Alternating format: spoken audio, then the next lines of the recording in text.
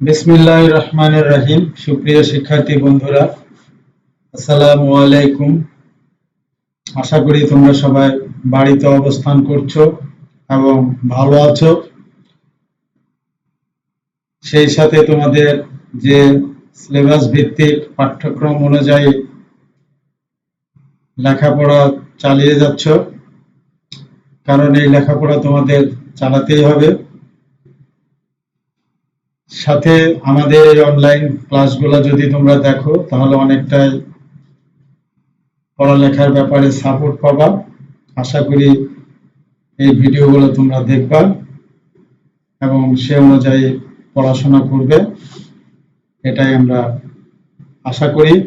আজকের ক্লাসে তোমাদের সবাইকে স্বাগতম।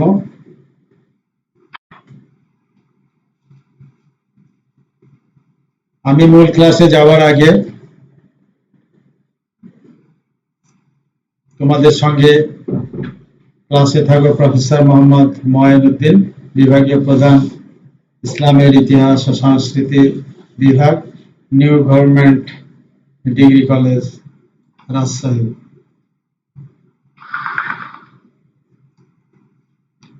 আজকে যে পত্র নিয়ে আমরা আলোচনা করতে যাচ্ছি সেটারই এটা সিলেবাসটা তোমরা দেখে নেবা, কারণ প্রত্যেকটা পত্র পড়ার আগে সিলেবাস দেখতে হবে, কারণ সিলেবাস না দেখলে তোমরা বুঝবা না যে কি কি বিষয় তোমাদের এই পত্রে অন্তর্ভুক্ত আছে। সিলেবাস তোমাদের সবার কাছে আছে ইনশাআল্লাহ, সে অনুযায়ী তোমরা সিলেবাসটা দেখে নেবা। এই পত্রের কিছু গ্রন্থের নাম এখানে আমরা উল্লেখ করেছি। গ্রন্থগুলো প্রথমে Imamuddin SM, Arab Muslim administration, Karachi, 1976। Numani Shibli, the great Umar al Faruq. এছাড়া কিছু বাংলা বইয়ের নাম আছে এখানে। কবির মফিজুল্লাহ, মুসলিম সভ্যতার স্বর্ণযুগ, ঢাকা 1987, খান আলী আসগর, অন্যান্য মুসলিম প্রশাসন ব্যবস্থা ক্রমবিকাশ, রাজশাহী 1979। এই বইগুলো তোমরা সংগ্রহ করে পড়ার চেষ্টা করবা। এছাড়া অনলাইনে এই পত্র সম্পর্কে অনেক তথ্য পাবা। এছাড়া বাংলা মিডিয়ামে অনেক বই বাজারে আছে, সেগুলো সংগ্রহ করে তোমরা পড়তে পারো। আমরা যে পত্র নিয়ে আলোচনা করতে যাচ্ছি তার পাঠ পরিচিতি এই স্লাইডে দেখানো হচ্ছে। ইসলামের ইতিহাস ও সংস্কৃতি আমাদের বিষয়ের নাম। আমরা আজকে আলোচনা করব অনার্স তৃতীয় বর্ষের একটি ক্লাস নিয়ে, এবং এই পত্রের প্রথম ক্লাস এটা। শিরোনাম মুসলিম প্রশাসনের ইতিহাস 570 থেকে 1258। তোমরা ফোর্থ ইয়ারে গিয়েও এই একই শিরোনামে একটি পত্র পাবো, সেটা হচ্ছে তোমার 1258 পর থেকে। মূল কথা সেটা সুলতানি আমল এবং মুঘল আমলের প্রশাসন ব্যবস্থা, আর এটা 570 হযরত মুহাম্মদ সাল্লাল্লাহু আলাইহি সাল্লাম থেকে শুরু করে আব্বাসীয় বংশের প্রশাসন ব্যবস্থা। ইংরেজি title history of Muslim administration 570 to 1258। Paper code 23-16-11। আজকে আমরা যে বিষয়গুলো নিয়ে আলোচনা করব: প্রাচীন আরবের রাজ্যসমূহ, প্রাক ইসলামী যুগে মক্কার শাসন ব্যবস্থা, মহানবী সাল্লাল্লাহু আলাইহি সাল্লামের শাসন ব্যবস্থা, খুলাফায়ে রাশিদের শাসন ব্যবস্থা। এই বিষয়গুলো নিয়ে আমরা আলোচনা করব। এখানে চিত্র দেখানো হচ্ছে, প্রাক ইসলামী যুগের কিছু চিত্র দেখানোর চেষ্টা করা হয়েছে এখানে। আমরা প্রথমে আলোচনা করব প্রাচীন আরবের রাজ্যসমূহ সম্পর্কে।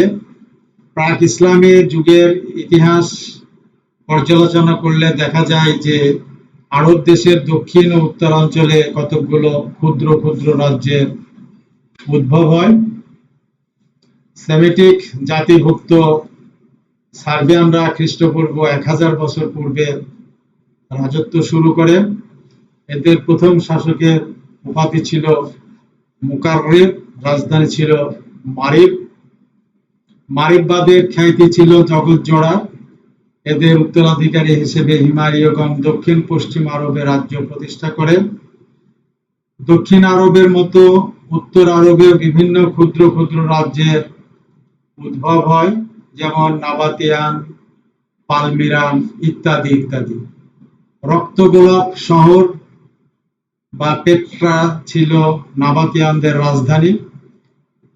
অপরদিকে পালমিরানদের পতনের পর গাসসানি বংশের উৎপত্তি হয়। জাফনা এই বংশের প্রতিষ্ঠাতা। পারস্য সম্রাট খসরু সপ্তম শতাব্দীতে রাজ্য ধ্বংস করেন। অপর একটি রাজ্য ছিল লাখমেদ। হীরা ছিল রাজধানী। আমর ইবনে আদি এই বংশের প্রতিষ্ঠাতা। প্রখ্যাত কবি ইমরুল কায়েস এই বংশের একজন শাসক ছিলেন। পারস্য প্রভাবে এদের পতন ঘটে। আমরা পেট্রা নগরীর একটি চিত্র এই স্লাইডে দেখছি। পেট্রা নগরী অত্যন্ত সুদর্শন একটি নগরীর একটি প্রাসাদের চিত্র আমরা এখানে দেখছি।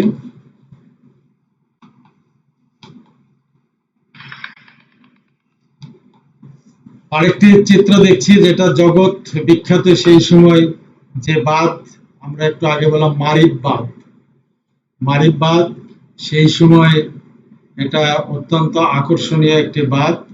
সেই সময় অত্যন্ত বিখ্যাত জগৎজোড়া বাঁধ হিসাবে খ্যাতি ছিল।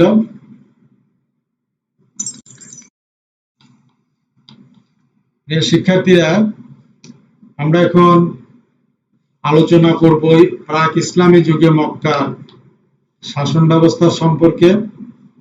প্রাক ইসলামী যুগে মক্কা ছিল আরব ভূখণ্ডের প্রাণকেন্দ্র।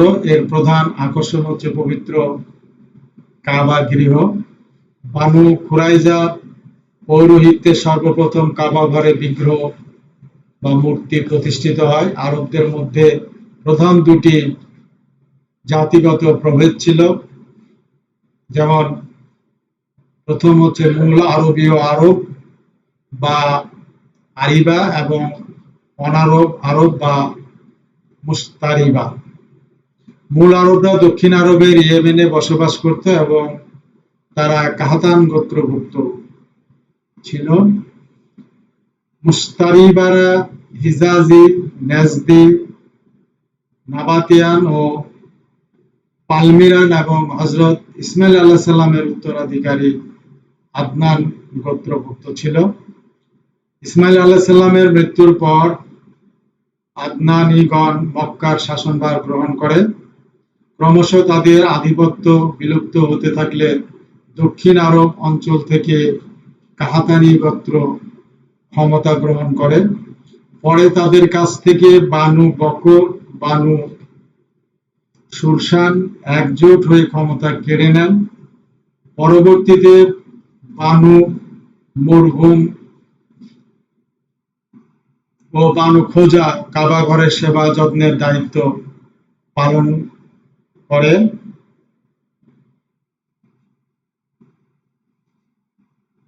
ইসমাইল আলাইহিস সালামের বংশধর ফিহরের উত্তরাধিকারীগণ কুরাইশ নামে পরিচিত। কুরাইশ অর্থ সওদাগর।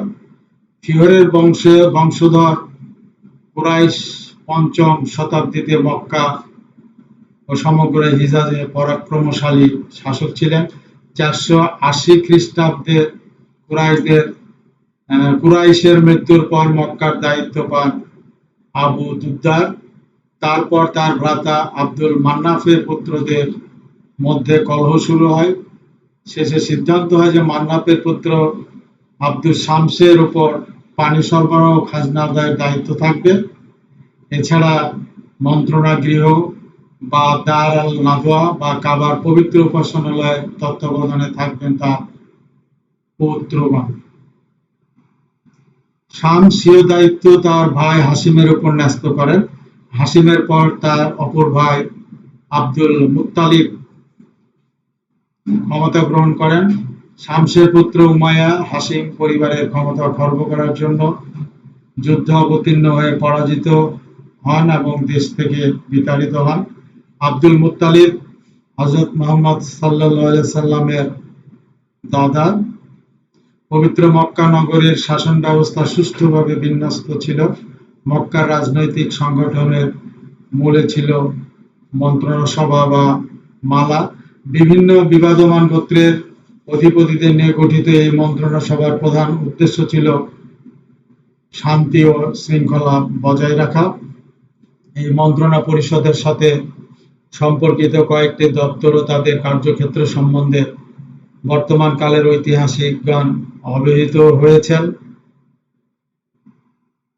মালার কার্যাবলী সুষ্ঠু পরিচালনার জন্য 5টি পৃথক দপ্তর সৃষ্টি করা হয়, যেমন প্রথমত হিজাবা বা কাবা ঘরের আবরণ প্রদানের দায়িত্ব, দ্বিতীয়ত সিকায়া বা তীর্থযাত্রীদের প্রয়োজনীয় পানীয় সরবরাহের ব্যবস্থা, তৃতীয়ত রিফাদা বা তীর্থযাত্রীদের প্রয়োজনীয় রসদ সংগ্রহ করা, চতুর্থত লিওয়া বা যুদ্ধের সময় পতাকা বহন করা, পঞ্চমত নাসি বা সৌর চন্দ্র বছরের মধ্যে পঞ্জিকার সামঞ্জস্য বিধানের দায়িত্ব পালন।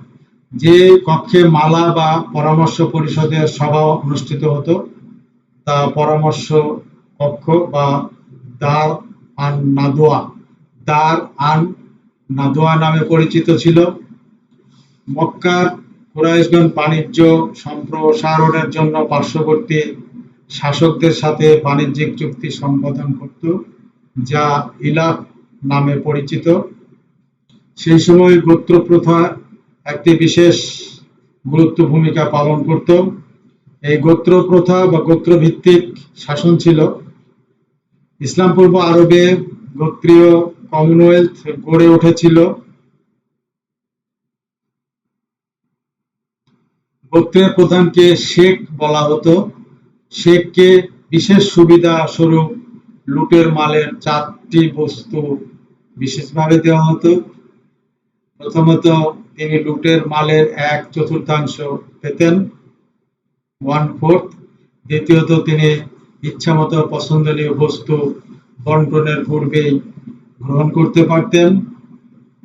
তৃতীয়ত অভিযান চলাকালে মূল্যবান যা পাওয়া যেত তা তিনি পেতেন, এবং চতুর্থত বন্টনের পরে যেগুলো অবশিষ্ট থাকত সেগুলো শেখ পেতেন। আমরা প্রাক ইসলামী যুগের একটি চিত্র দেখছি। এই যাযাবররা বিভিন্নভাবে বিচ্ছিন্নভাবে ঘোরাঘুরি করত, তারা দাঙ্গা হাঙ্গামা করত, বিভিন্ন যুদ্ধে লিপ্ত হতো, তারই একটি চিত্র এখানে দেখানো হচ্ছে। এটা পবিত্র কাবা ঘর। এই কাবা ঘরকে কেন্দ্র করে প্রাক ইসলামী যুগের শাসন ব্যবস্থা গড়ে ওঠে। কাবা ঘর মুসলিম জাহানের বা মুসলমানদের একটি শ্রেষ্ঠ প্রদক্ষিণের জায়গা। এখানে পৃথিবীর সমস্ত মানুষ গিয়ে নির্দিষ্ট একটি সময়ে প্রদক্ষিণ করে। এছাড়া অন্য সময়ে উমরা হিসাবে এটা প্রদক্ষিণ করা যায়। আমরা এখন আলোচনা করব হযরত মুহাম্মদ সাল্লাল্লাহু আলাইহি সাল্লামের শাসন ব্যবস্থা। ইসলামের সার্বভৌমত্বের ধারণা সম্পর্কে আমরা আলোচনা করব। প্রথমে রাষ্ট্রের 4টি উপাদানের অন্যতম প্রধান অঙ্গ হচ্ছে সার্বভৌমত্ব। এই সার্বভৌম ক্ষমতার মালিক কে তা নিয়ে রাজনৈতিক মতাদর্শের পার্থক্য রয়েছে। আধুনিক গণতন্ত্র মনে করে যে রাষ্ট্রের সার্বভৌম ক্ষমতার অধিকারী রাষ্ট্রের জনগণ, কিন্তু ইসলামী রাষ্ট্রের সার্বভৌমত্ব একমাত্র আল্লাহর বলে স্বীকার করা হয়। কোনো মানুষ সে ক্ষমতার অধিকারী হতে পারে না, কেননা পবিত্র কোরআনে বলা হয়েছে, বিসমিল্লাহির রহমানির রহিম, আল্লাহ ব্যতীত কারো আদেশ বা আধিপত্য নাই। 12 নম্বর সূরার 40 নম্বর আয়াতে এটা বলা হয়েছে। আরো বলা হয়েছে, বিসমিল্লাহির রহমানির রহিম, আকাশ ও ভূমণ্ডলে যা কিছু রয়েছে তা সবই তার জন্য এবং আল্লাহ মহাসম্পদশালী এবং প্রশংসিত। 22 নম্বর সূরার 54 নম্বর আয়াতে এটা উল্লেখ রয়েছে। আরো বলা হয়েছে, হে নবী, আমার বান্দাদের উপর তোমার কোনো আধিপত্য নাই, তোমার প্রতিপালকের আধিপত্যই যথেষ্ট। 17 নম্বর সূরার 65 নম্বর আয়াতে এটা বলা হয়েছে। মোট কথা, যাদের হাতে রাষ্ট্রীয় ক্ষমতা তারা সব আল্লাহর অধীন এবং আল্লাহ সার্বভৌমত্ব প্রতিষ্ঠার জন্য নবী রাসূলগণ আসত।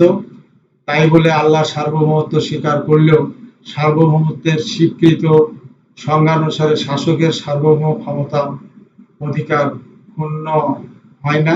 মহানবী সাল্লাল্লাহু আলাইহি ওয়াসাল্লাম যেহেতু একজন প্রেরিত পুরুষ ছিলেন, সেহেতু তার ক্ষমতার সকল বিষয়ই ছিল সার্বভৌম। আমরা এখন মদিনা সনদ সম্পর্কে সংক্ষেপে আলোচনা করব। মহানবী হযরত মুহাম্মদ সাল্লাল্লাহু আলাইহি ওয়াসাল্লাম 622 খ্রিস্টাব্দে মক্কা থেকে মদিনায় হিজরত করেন বিভিন্ন কারণে। যখন আমরা হিজরতের ইতিহাস পড়েছি, এটা ডিটেইলস আমরা জেনেছি। এই সময় মদিনার নাম ছিল ইয়াসরিব। হিজরতের পর এর নাম হয় মদিনাতুন নবী বা নবীর শহর বা সংক্ষেপে মদিনা। হিজরতের পর মদিনার জনগণ মহানবী সাল্লাল্লাহু আলাইহি সাল্লামকে এক অভূতপূর্ব আবেগ ঘন পরিবেশে বরণ করে নগরী পরিচালনার সমস্ত দায় দায়িত্ব তার হাতে তুলে দিয়ে তার নেতৃত্ব স্বীকার করে নেয়। মদিনা নগর রাষ্ট্রের প্রধান হিসেবে তিনি বিভিন্ন গোত্র এবং বিভিন্ন ধর্মের অনুসারী লোকদের মধ্যে শান্তি ও সমঝোতা ও স্থিতিশীল সমাজ স্থাপনের জন্য প্রাথমিকভাবে যে ব্যবস্থা নেন তা একটি দলিলে লিপিবদ্ধ করা হয়। এটি বিখ্যাত মদিনা সনদ বা দি চার্টার অফ মদিনা নামে পরিচিত। এতে 47টি শর্ত সন্নিবেশিত হয়। প্রধান প্রধান শর্তগুলো যেমন, প্রথমে বলা যায় সনদে স্বাক্ষরিতরা, মানে যারা স্বাক্ষর করেছিল, অন্য লোকদের থেকে স্বতন্ত্র একটি উম্মাহ বা জাতি। আরেকটি শর্ত ছিল প্রত্যেক গোত্র বা উপগোত্র দয়া ও ন্যায় বিচারের ভিত্তিতে উপযুক্ত মূল্য দিয়ে তাদের বন্দীদের মুক্ত করবে। আরেকটি শর্ত ছিল বিশ্বাসীরা তাদের নিজেদের ঋণগ্রস্ত কাউকে ছেড়ে দিবে না, বরং দয়া ও ন্যায় বিচারের ভিত্তিতে সাহায্য করবে। আরেকটি শর্ত ছিল কোনো বিশ্বাসী কোনো অবিশ্বাসীর পক্ষে কোনো বিশ্বাসীকে হত্যা করবে না এবং বিশ্বাসীদের বিরুদ্ধে অবিশ্বাসীদের সাহায্য করবে না। আরেকটি শর্ত ছিল আল্লাহর জিম্মা বা নিরাপত্তা কি প্রতিবেশীকে নিরাপত্তা প্রদান করা তাদের জন্য অবশ্যই কর্তব্য। অন্য জাতি ছাড়া মুসলমানেরা একে অপরের সাহায্য করবে। আরেকটি শর্ত ছিল ইহুদিদের মধ্যে যারা আমাদের অনুসরণ করবে তাদের সাহায্য করা হবে এবং তাদের প্রতি সমান ব্যবহার করা হবে, তাদের উপর অত্যাচার করা হবে না এবং তাদের শত্রুদের সাহায্য করা হবে না। আরেকটি শর্ত ছিল কেউ যদি কোনো মুসলমানকে হত্যা করে এবং তার পরিষ্কার প্রমাণ পাওয়া যায়, তবে প্রতিশোধ গ্রহণার্থে তাকেও হত্যা করা হবে। অবশ্য যদি নিহত ব্যক্তির প্রতিনিধি মৃত্যুপণ পেয়ে খুশি থাকে তবে সেটা অন্য কথা। আরেকটি শর্ত ছিল যুদ্ধের সময় ইহুদিগণ মুসলমানদের সাথে সমভাবে যুদ্ধের দায়ভার বহন করবে। আরেকটি শর্ত বানু হারিস, বানু জুসাম, বানু সাইদা এবং বানু আওয়াসের ইহুদিগণ বানু আউফের ইহুদিদের মতো সমমর্যাদা সম্পন্ন। আরেকটি শর্ত বলা যায়, ইহুদিদের গোত্রের শাখা প্রশাখাও তাদের মতোই বিবেচিত হবে। আরেকটি শর্ত, হযরত মুহাম্মদ সাল্লাল্লাহু আলাইহি সাল্লামের বিনা অনুমতিতে কেউ উম্মাহ ত্যাগ করতে পারবে না কিংবা কোনো যুদ্ধ যাত্রা করতে পারবে না। আরেকটি শর্ত, যতদিন যুদ্ধ চলবে ততদিন ইহুদিরা মুসলমানদের সাথে যুদ্ধের খরচ বহন করবে। আরেকটি শর্ত, এই সনদের আওতাভুক্ত সবার নিকট ইয়াসরিব বা মদিনা অত্যন্ত পবিত্র স্থান হিসেবে পরিগণিত হবে।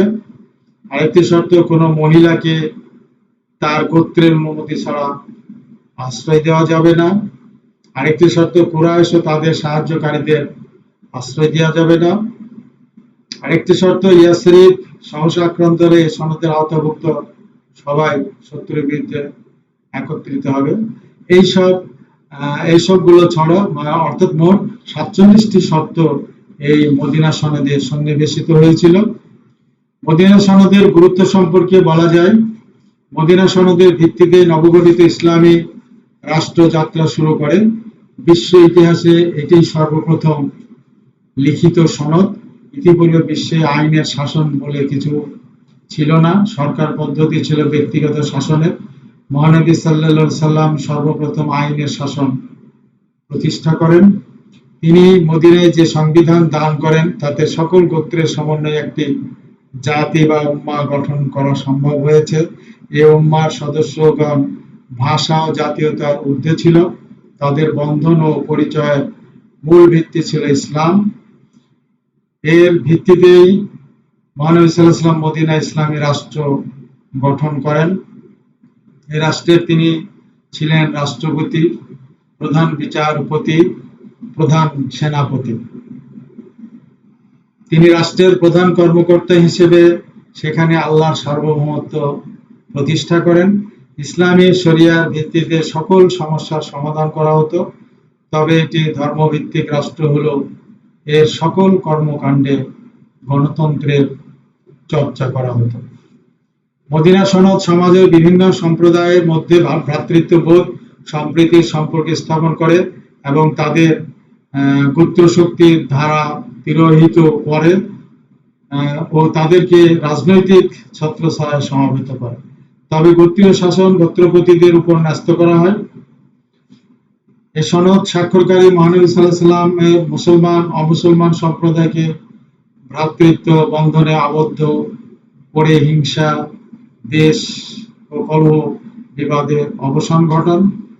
নিঃসন্দেহে এটি ছিল একটি মানবাধিকারের দলিল। এই সনদে জাতি, ধর্ম, বর্ণ নির্বিশেষে সকল নাগরিকের মানবাধিকার প্রতিষ্ঠিত করা হয়।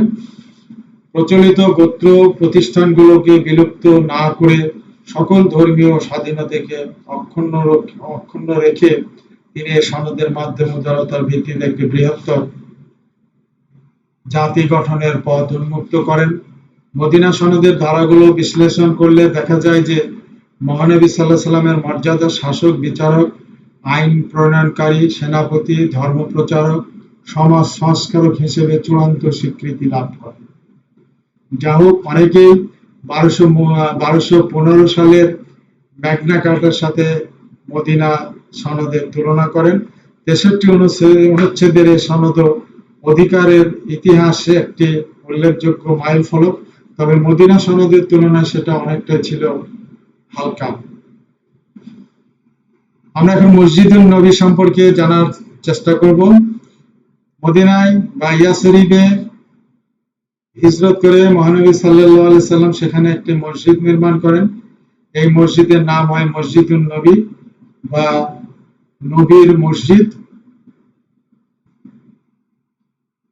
পৃথিবীর এই সর্বপ্রথম মদিনা মসজিদে তিনি সচিবালয় স্থাপন করেন এবং সেখান থেকে তিনি শাসন কার্য পরিচালনা করেন। মদিনা রাষ্ট্রের পরিচালনার জন্য বিভিন্ন দপ্তর তালিকাদি এবং হিসাব সংরক্ষণের জন্য মহানবী সাল্লাল্লাহু আলাইহি সাল্লাম সচিব বা কাতিব নিয়োগ করেন।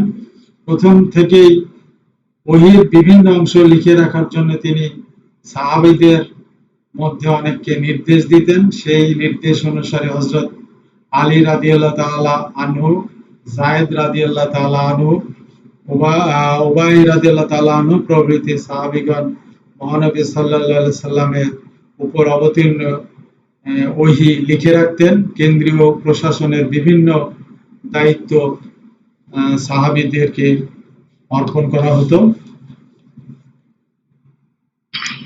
শিক্ষার্থীগণ, আমরা যে ওহীর মাধ্যমে পবিত্র কোরআন নাজিল হয়েছে, সেই পবিত্র কোরআনের একটি চিত্র এই স্লাইডে দেখছি। এটি মুসলমানদের প্রধান ধর্মগ্রন্থ।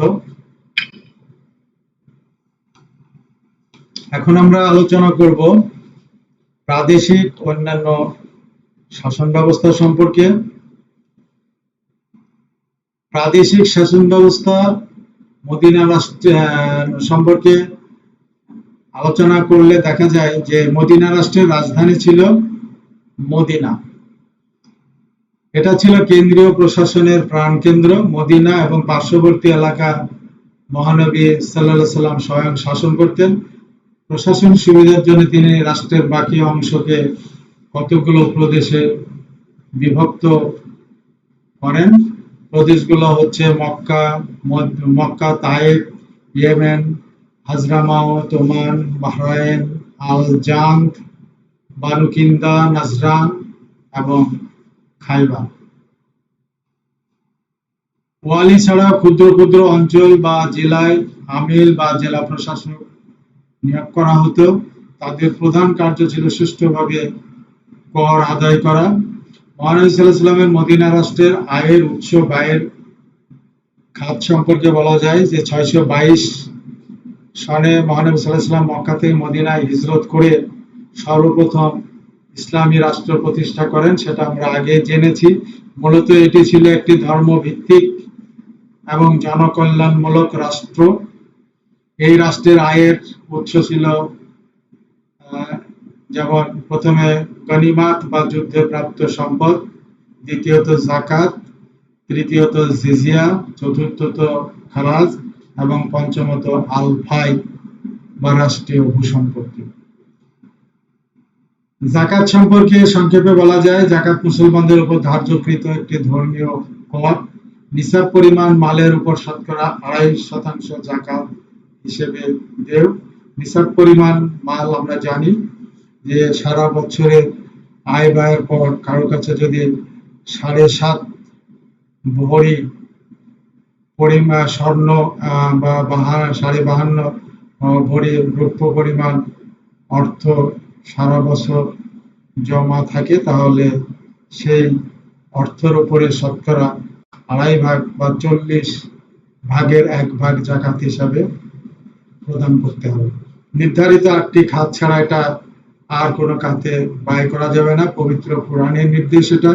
খাত 8টি হলো: গরিব অক্ষমের সাহায্যে, দ্বিতীয়ত অভাবগ্রস্তদের অভাব দূরীকরণার্থে, তৃতীয়ত যাকাত আদায়কারী কর্মচারীর বেতনের জন্য, চতুর্থত নবদীক্ষিত মুসলমানদের ভরণ পোষণের জন্য, পঞ্চমত দাস ও বন্দী মুক্তির জন্য, ষষ্ঠত ঋণগ্রস্তদের ঋণ পরিশোধের জন্য, সপ্তমত আল্লাহর পথে জেহাদের জন্য এবং অষ্টমত বিপদগ্রস্ত পথিক মুসাফিরদের বিপদ দূর করণার্থে দান করা যাবে। মুসলমানদের জমির ফসল, ব্যবসার জন্য পণ্যদ্রব্য, নগদ অর্থ, স্বর্ণ, রৌপ্য, গৃহপালিত পশু ইত্যাদির উপর ধার্য হতো যাকাত। এরপরে জিজিয়া সম্পর্কে বলা যায়, এটা ছিল অমুসলমানদের উপর ধার্যকৃত সামরিক কর। অমুসলমানরা সামরিক বাহিনীতে যোগদান না করলে তাদের জানমাল ইত্যাদি মুসলমানগণ হেফাজত করত। এর বিনিময়ে তারা জিজিয়া প্রদান করত। স্ত্রীলোক, বৃদ্ধ, দুরারোগ্য রোগী, বিকলাঙ্গ, পুরোহিত ইত্যাদি কয়েক শ্রেণীর লোককে জিজিয়া প্রদান করতে হতো না। জিজিয়া থেকে তাদেরকে অব্যাহতি দেওয়া হতো। এরপরে আল খারাজ সম্পর্কে বলা যায়, অমুসলমান কৃষি প্রজাদের নিকট থেকে খারাজ আদায় করা হতো। খারাজ নগদ অর্থে বা ফসলের মাধ্যমে আদায় করা যেত। এরপরে আল গানিমাত, মুসলমানদের সাথে যুদ্ধে পরাজিত শত্রুর নিকট থেকে প্রাপ্ত সমস্ত অস্থাবর সম্পত্তি গনিমত হিসাবে পরিচিত। এর 5 ভাগের 4 ভাগ অংশগ্রহণকারী সৈন্যদের মধ্যে ভাগ করে দেওয়া হতো এবং বাকি অংশ রাজকোষে জমা হতো। এই অংশকে বলা হতো খুমস, অর্থাৎ 5 ভাগের 1 ভাগকে বলা হতো খুমস। আল ফাই সম্পর্কে বলা যায়, হযরত মুহাম্মদ সাল্লাল্লাহু আলাইহি সাল্লামের রাষ্ট্রীয় আয়ের অন্যতম উৎস ছিল আল ফাই বা রাষ্ট্রীয় ভূসম্পত্তি। যে ধন সম্পদ যুদ্ধ অথবা আক্রমণ ছাড়াই মুসলমানদের নিকট থেকে পাওয়া যায় সেগুলোকে ফাই বলা হয়। আবার বিজিত দেশের আবাদি জমির কতকাংশ সরাসরি রাষ্ট্রের দখলে নেওয়া হতো। আবার বিজিত দেশের আবাদি জমির কতকাংশ সরাসরি রাষ্ট্রের দখলে নেওয়া হতো। ওই সকল ভূমিকে আল ফাই বা রাষ্ট্রীয় সম্পত্তি বলা হয়। এই সম্পত্তির আয় অনাথ শিশু, গরিব, দুঃখী, পরিব্রাজকদের অনুদান প্রদান এবং অন্যান্য জনহিতকর কাজে ব্যয় করা হতো। খোলাফায়ে রাশিদিনের আমলে যে উৎসগুলো আমরা বললাম রাষ্ট্রের আয়ের উৎস, এছাড়া উসর বা মুসলমানদের দেও ভূমিকর রাজস্বের উৎস হিসেবে উল্লেখযোগ্য ছিল। এটা খোলাফায়ে রাশিদিনের আমলে উসর বা মুসলমানদের দেও ভূমিকর, আর মুসলমানদের ভূমিকর হচ্ছে খারাজ। সেচের মাধ্যমে ফসল ফলালে 20 ভাগের 1 ভাগ উসর দিতে হতো, আর প্রাকৃতিক উপায়ে ফসল হলে 10 ভাগের 1 ভাগ দিতে হতো। এছাড়া বাণিজ্য কর ছিল উসুর। ফসলের কর ছিল উসর আর বাণিজ্যের কর ছিল উসুর। এছাড়া আলহিমা বা সরকারি চারণভূমিও ছিল এ সময় রাজস্বের আর একটি অন্যতম উৎস। পরবর্তীকালে যদিও কিছু নতুন রাজস্বের উদ্ভব হয়েছিল যা কোনো কোনো ক্ষেত্রে শরীয়ত মোতাবেক, আবার কোনোটা শরীয়ত বিরোধী। বিচার ব্যবস্থা সম্পর্কে বলা যায়, মহানবী সাল্লাল্লাহু আলাইহি সাল্লাম ছিলেন নিজেই প্রধান বিচারক এবং মদিনার মসজিদে বসে রাজকার্য সহ বিচার কার্য পরিচালনা করতেন। প্রদেশের বিচারের জন্য তিনি কাজী নিয়োগ করতেন। অবশ্য কখনো কখনো ওয়ালিকে প্রাদেশিক কাজী নিয়োগের ক্ষমতা প্রদান করা হতো। মুসলিম আইন কানুনে অভিজ্ঞ ব্যক্তিদের মধ্যে হতে কাজী নিয়োগ করা হতো। বিচার কাজ ছাড়াও কাজীগণ ওয়াকফ সম্পত্তি নাবালকদের সম্পদ তদারক করতেন। বিচার কাজ ছাড়াও কাজীগণ ওয়াকফ সম্পত্তি নাবালকদের সম্পত্তি তদারক করতেন। একজন মহিলা দাস ও অমুসলমান কাজী পদে নিয়োগ পেতেন না। কাজী পদে মহিলারা, দাস এবং অমুসলমানরা নিয়োগ পেতেন না। হযরত মুহাম্মদ সাল্লাল্লাহু আলাইহি সাল্লামের সময় সামরিক বিভাগ সম্পর্কে বলা যায়, মহানবী সাল্লাল্লাহু আলাইহি সাল্লামের আমলে কোনো নিয়মিত সৈন্যবাহিনী ছিল না। প্রয়োজনের সময় তিনি আহ্বান জানাতেন এবং সেই আহ্বানে সমস্ত সক্ষম পুরুষ নাগরিক যুদ্ধে ঝাঁপিয়ে পড়ত। তিনি নিজে 27টি যুদ্ধে সেনাপতিত্ব করেন এবং অবশিষ্টগুলোতে এক একজনকে সেনাপতি নিযুক্ত করে যুদ্ধক্ষেত্রে প্রেরণ করতেন। বদরের যুদ্ধের পূর্ব পর্যন্ত মহানবী সাল্লাল্লাহু আলাইহি সাল্লাম কুরাইশদের সঙ্গে যুদ্ধে প্রাক ইসলামী আরবদের আলকার ওয়া আলফা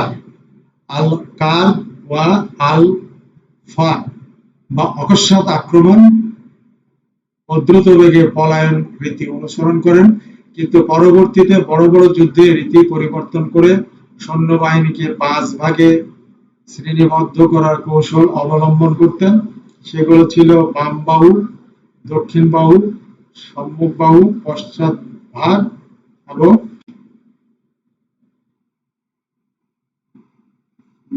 বাম বাহু, দক্ষিণ বাহু, সম্মুখ ভাগ, পশ্চাৎ ভাগ এবং কেন্দ্র ভাগ। যুদ্ধাস্ত্রের মধ্যে প্রধান ছিল ঢাল, বর্শা, তীর-ধনুক, তরবারি ইত্যাদি। ধর্মীয় প্রশাসন সম্পর্কে বলা যায়, মহানবী সাল্লাল্লাহু আলাইহি ওয়াসাল্লাম স্বয়ং প্রশিক্ষণ দিয়ে প্রচারকদের বিভিন্ন গোত্রে ধর্ম প্রচারের জন্য পাঠাতেন। এভাবেই তিনি একটি চৌকস প্রশাসন ব্যবস্থা গড়ে তোলেন। মোট কথা, তার সময় মদিনার সরকার একটি পরিপূর্ণ সরকার ছিল, এতে কোনো সন্দেহ নাই। আমরা সেই সময়ের দীর্ঘ মরু বেয়াবান পাড়ি দিয়ে মদিনায় পৌঁছান প্রিয় নবী সাল্লাল্লাহু আলাইহি সাল্লাম, এটারই একটি চিত্র দেখানোর চেষ্টা করা হচ্ছে। হযরত মুহাম্মদ সাল্লাল্লাহু আলাইহি সাল্লাম এই দীর্ঘ পথ অতিক্রম করেই 622 খ্রিস্টাব্দে মক্কা থেকে মদিনা বা তৎকালীন ইয়াসরিবে হিজরত করেন। এখানে আরেকটি আমরা চিত্র দেখছি।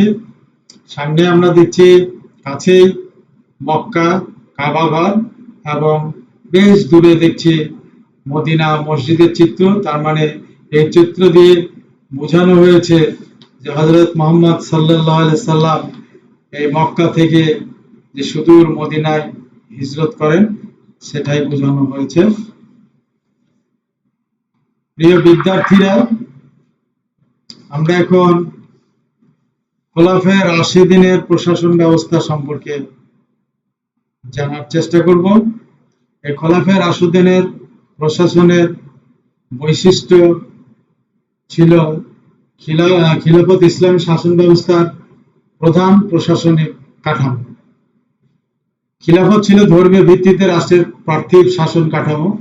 খিলাফত শব্দটির উৎপত্তি হয়েছে খলিফা অর্থাৎ প্রতিনিধি থেকে। মহানবী সাল্লাল্লাহু আলাইহি সাল্লামের পর যারা ইসলামী প্রজাতন্ত্রে তার আদর্শ ও নীতি অনুযায়ী ধর্মীয় পার্থিব ক্ষমতার অধিকারী হয়ে শাসন কার্য পরিচালনা করেন, তাদেরকে খলিফা বলা হয়। খোলাফায়ে রাশিদুনের যুগে পবিত্র কুরআন, হাদিস এবং ইজমার ভিত্তিতে শাসন কার্য পরিচালনা হতো। খোলাফায়ে রাশিদিন বলতে বোঝানো হয় যে হযরত মুহাম্মদ সাল্লাল্লাহু আলাইহি সাল্লামের পরে যে প্রথম 4 জন খলিফা, হযরত আবু বকর রাদিয়াল্লাহু তাআলা আনহু, হযরত উমর রাদিয়াল্লাহু তাআলা আনহু, হযরত ওসমান রাদিয়াল্লাহু তাআলা আনহু এবং হযরত আলী রাদিয়াল্লাহু তাআলা আনহুকে, এই 4 জনকে একসঙ্গে খোলাফায়ে রাশিদিন বলা হচ্ছে। খলিফা আইন প্রণয়নের ক্ষেত্রে কোনো কার্যকরী ভূমিকা পালন করতে পারতেন না, তিনি কেবল আইন প্রয়োগ করতে পারতেন। প্রশাসনিক ব্যাপারে প্রথম পর্যায়ে খলিফাদের মর্যাদা ছিল সার্বভৌম।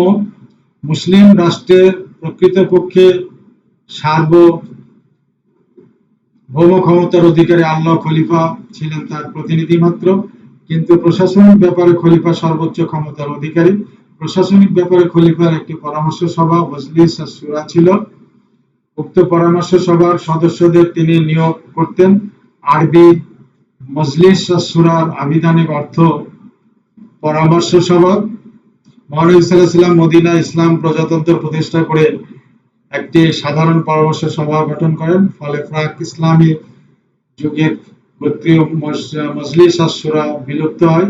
হযরত আবু বকর রাদিয়াল্লাহু তাআলা আনহু একটি পরামর্শ সভা গঠন করেন।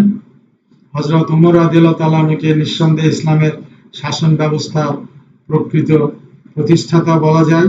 কুরআন ও হাদিসের বিধান মোতাবেক তিনি প্রশাসনকে পূর্ণাঙ্গতা দান করেন। তার প্রশাসনের প্রধান বৈশিষ্ট্য ছিল গণতান্ত্রিক ব্যবস্থাপনা। তিনি বলতেন, পরামর্শ ছাড়া কোনো খিলাফত চলতে পারে না। মূলত উমর রাদিয়াল্লাহু তাআলা আনহুর সময় মজলিস আশ-শুরা প্রাতিষ্ঠানিক মর্যাদা পায়। তার শাসনামলে এটা বিশেষ ভূমিকা পালন করে। এটা দুভাগে বিভক্ত ছিল। প্রথমত মজলিস আল খাস এবং আরেকটি হচ্ছে মজলিস আল আম। দৈনন্দিন কার্যাদির সম্পাদনের জন্য খলিফা মজলিস আল খাসের পরামর্শ গ্রহণ করতেন। কিছু সংখ্যক বিশিষ্ট মুহাজিরিন নিয়ে এই উচ্চ সভা গঠিত ছিল। এই পরিষদের সদস্য ছিলেন হযরত ওসমান, হযরত আলী, তালহা, জুবাইর রাদিয়াল্লাহু তাআলা আনহু প্রমুখ। মক্কাবাসী সাহাবীগণ। মুহাজিরিন হচ্ছে যারা হিজরতের সময় মক্কা থেকে মদিনায় হিজরত করেছিলেন, তারা মুহাজিরিন। আর যেসব সাহাবীরা মদিনাবাসীরা এই মক্কাবাসীদের মুহাজিরিনদের আশ্রয় দিয়েছিলেন, সাহায্য করেছিলেন, তারা আনসার নামে পরিচিত। যাক, এই পরিষদের সদস্য এই মহাজিরিনদের মধ্যে যারা উল্লেখযোগ্য ছিলেন হযরত ওসমান, হযরত আলী, তালহা, জুবাইর রাদিয়াল্লাহু তাআলা আনহু প্রমুখ মক্কাবাসী সাহাবীগণ। অপরদিকে মজলিস আল আমের সদস্যবৃন্দের মধ্যে ছিলেন মুহাজিরগণ এবং মদিনার আনসারগণ। গুরুত্বপূর্ণ বিষয়সমূহ খলিফা এই পরিষদের মাধ্যমে নিষ্পত্তি করতেন। হযরত ওসমান রাদিয়াল্লাহু তাআলা আনহুর সময় উমাইয়া গোত্রের প্রভাবে মজলিসের গুরুত্ব কমে যায়। এ সময় রাজনীতি দলীয় পারিবারিক কোন্দলে পরিণত হয়।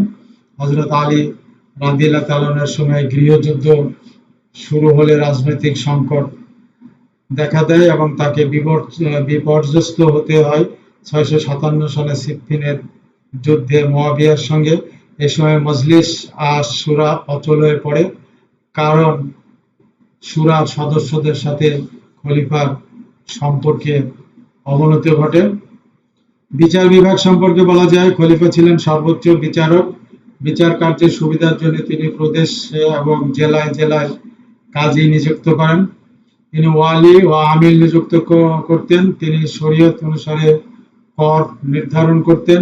মাওয়ার্দির মতে কাজীকে পূর্ণবয়স্ক পুরুষ, সকল মানসিক বুদ্ধিবৃত্তির অধিকারী, মুক্ত নাগরিক, মুসলমান, সৎ চরিত্রের অধিকারী ও মুসলিম আইনে অভিজ্ঞ হতে হতো।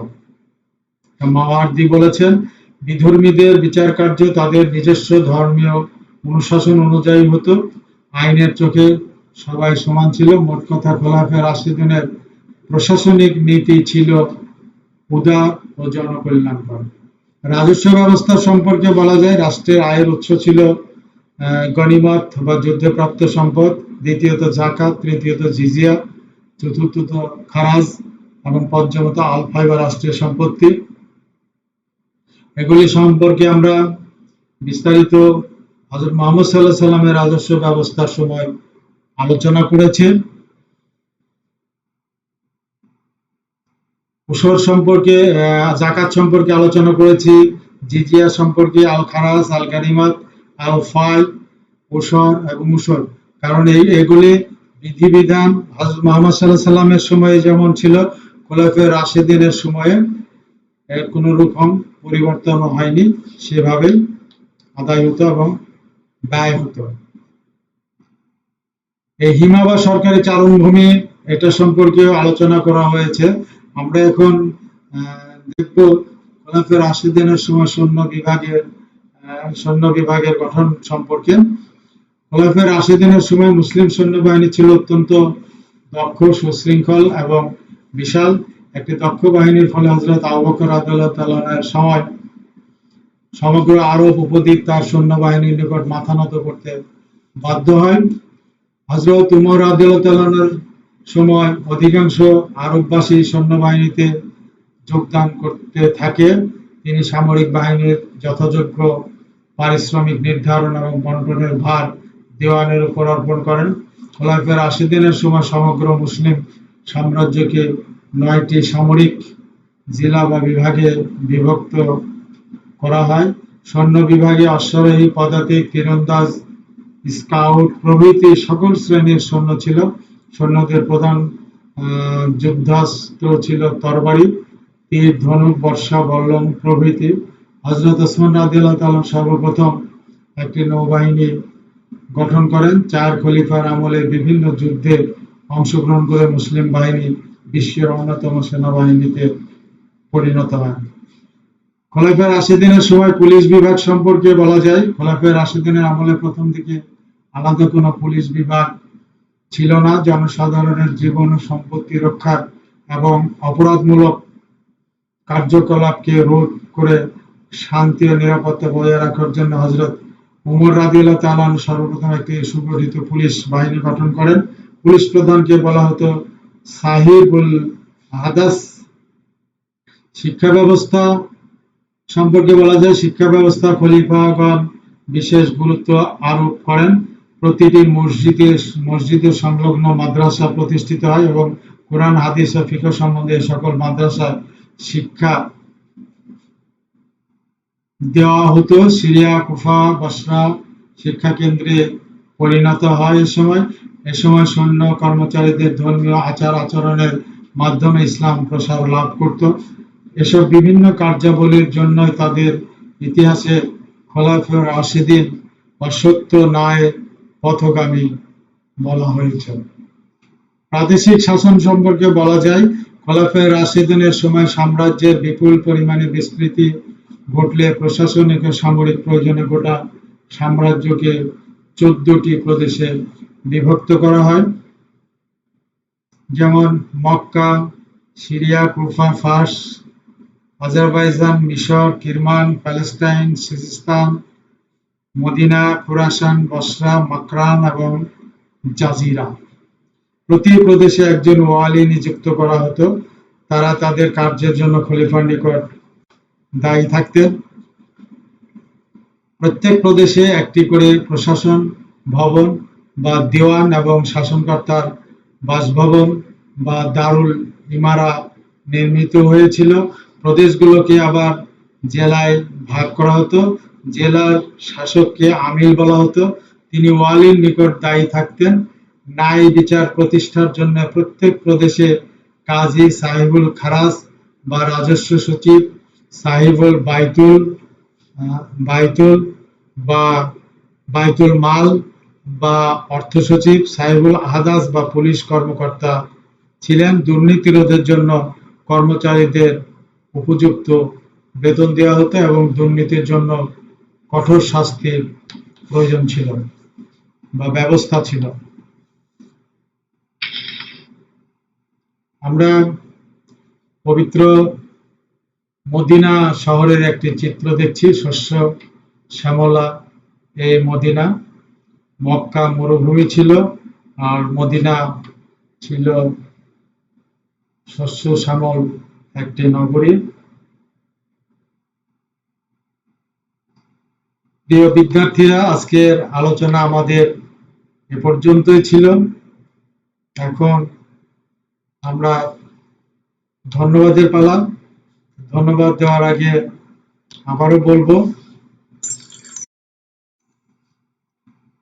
তোমরা যে যেখানে যেভাবে অবস্থান করছো ভালো থাকো, বাড়িতে থাকো, সাবধানে থাকো, স্বাস্থ্যবিধি মেনে চলো এবং নিয়মিত পড়াশোনা করো। পড়াশোনার সাথে সাথে আমাদের এই ভিডিও ক্লাসগুলো দেখার চেষ্টা করো। এ থেকে তোমরা অনেক উপকৃত হবে বলে আমরা আশা করি এবং আল্লাহর কাছে সবাই মিলে প্রার্থনা করো আমরা যেন আবার অতি শীঘ্রই স্বাভাবিক জীবনে ফিরে যেতে পারি এবং তোমরা আবার সেই ক্লাসে আসতে পারো, এই আশা ব্যক্ত করেই আজকে শেষ করছি। সবাইকে ধন্যবাদ। আসসালামু আলাইকুম।